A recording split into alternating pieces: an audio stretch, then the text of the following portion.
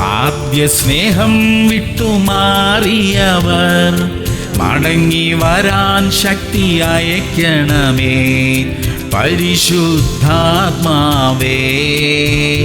എന്നിലൂടെ ഒഴുകണമേ.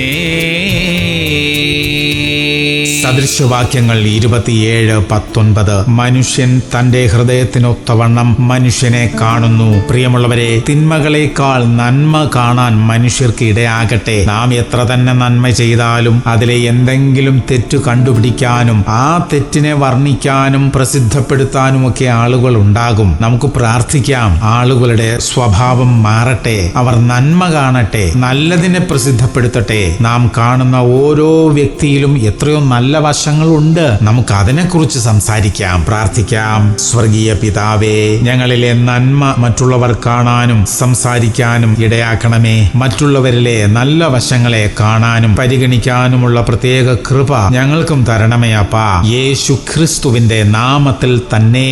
ആമേൻ, ആമേൻ, ആമേൻ.